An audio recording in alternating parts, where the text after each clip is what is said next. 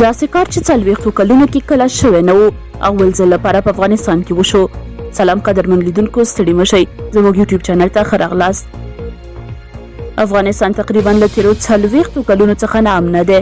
کله کله خو به یې بې امني دومره پکې زیاته شوه چې ان افغانان به له یوه ولایت څخه بل ولایت ته نشو تللی، او تیرو 16 کلونو کې هم د طالبانو او ملي اردو ترمنځ داسې جنګونه او یو بل ضد فعالیتونه روان وو چې ډېر خلک د خپل کلي او ولایت له لیدلو څخه محروم وو.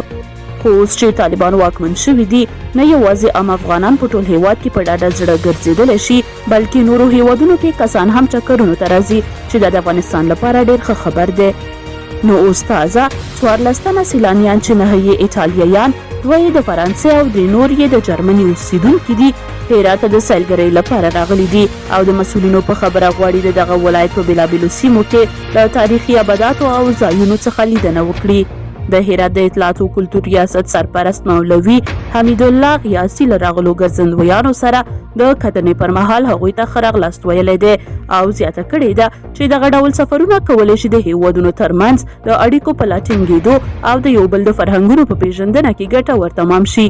مسؤلینو ډاډ ورکړی دی چې دغه ولایت ته د راتلونکو ګرځندویانو به ښه میلمه پالنه وکړي او ټول هغه سهولتونه به ورته چمتو کړي چې د ګرځندویانو لپاره اړین دي.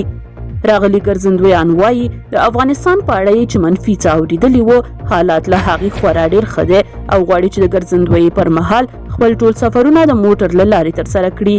باید وویل شي مخکې تر دې هم 14 تنو استرالیایي او روسي سیلانیانو له هرات ولایت څخه لیدنه کړې ده. تاسې د بهرنیو سیلانیانو راتګ افغانستان ته څنګه ګڼئ؟ خپل نظر سره کمنټ کې شریک کړئ.